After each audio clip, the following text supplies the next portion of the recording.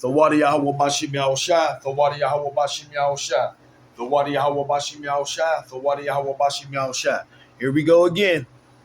DNA carries epigenetic trauma from 400 years of slavery. And the counterpoint was, if this type of trauma can mutate mental genetics for the descendants of former slaves, how come they're not studying the mental mutated genetics of the slave owners?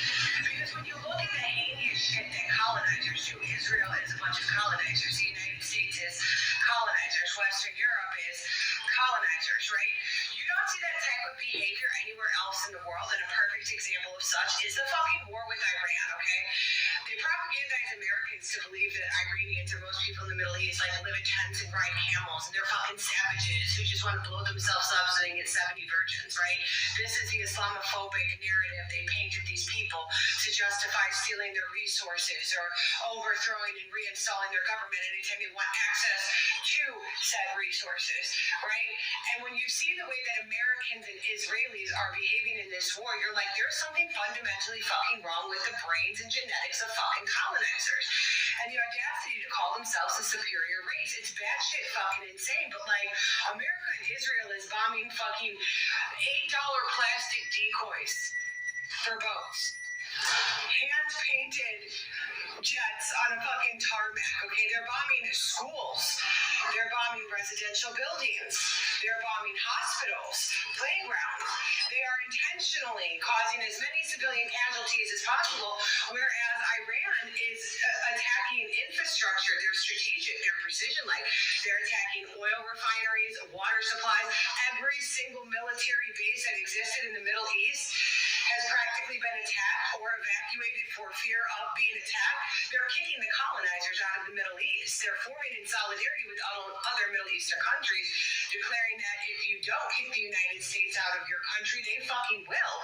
They're playing chess, and America is playing this violent, apparently disgusting game of murder children checkers. It's atypical colonizer behavior, and that is why Iran is going to win this war. They are crippling the American dollar. They are strategic in their attacks. They're not going after civilian casualties and carnage, where the United States and Israel are like, yeah, I just don't give a fuck how many babies they kill, and that even includes American babies. President Trump is on national television losing a fucking war. Iran is carpet bombing the fuck out of Israel. They've gotten almost every American base in the fucking Middle East, okay? And President Trump is like, we're going to put boots on the ground. He wants to send 500,000. That's how many American soldiers it would take to occupy Iran. 500,000. And although we may have it, they're going to get fucking massacred. It's going to be another fucking Vietnam. And Trump is like, it's cool. Some people might die. So, like, these men do not care. They have such a disregard for life as a fundamental whole, and I believe that is genetically hardwired into their fucking brains. Birds of a feather. Netanyahu and Trump, that's two wings of the same fucking bird. And that shit needs to be fucking studied future on. But at the end of the day, I just cannot believe. I can't believe. I want to say how far the United States has fallen, but based on the amount of propaganda I'm realizing I consumed throughout my life, it's like, well, did we fall, or was this where we always were? You know, it's a big plate of cheese and rice with a side of yikes. You know what I'm saying? I just want to remind you that this audio exists. Not releasing the Epstein files. Fuck Marjorie Taylor Greene. I don't care what you do. Start a fucking war. Just don't let them get out. If I go down, I will bring all of you down. Sounds a little rough. Are you feeling all right? I feel great. I was shouting at people because they were stupid about something. I can't find the comment. But I want to talk about it. The commenter said, no woman wants a micro penis. That is why white men go for children. White men aren't choosing children because white women are rejecting them. White men are choosing children because that's what they want. White men do not like women. I'm pretty sure white women represent a very fucked up trauma loop, which is our mommy issues for a whole bunch of white men.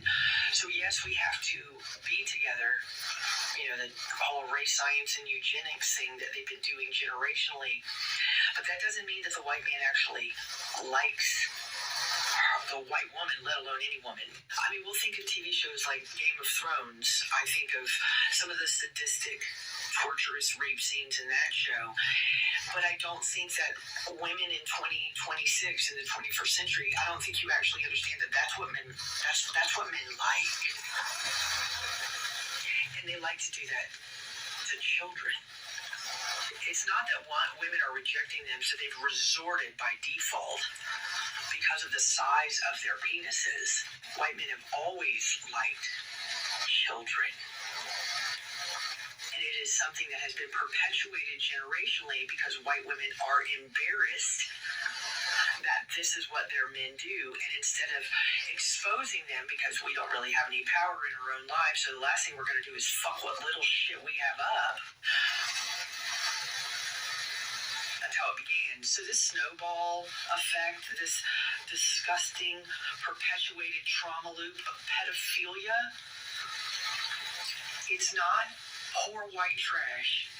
Because, you know, them hillbillies and the haulers have always been the ones to take the brunt of incestual pedophilia sickness. You never have to go any further than a white boy with money's bedroom to know what he's into and what his mommy is hell-bent on pretending doesn't exist.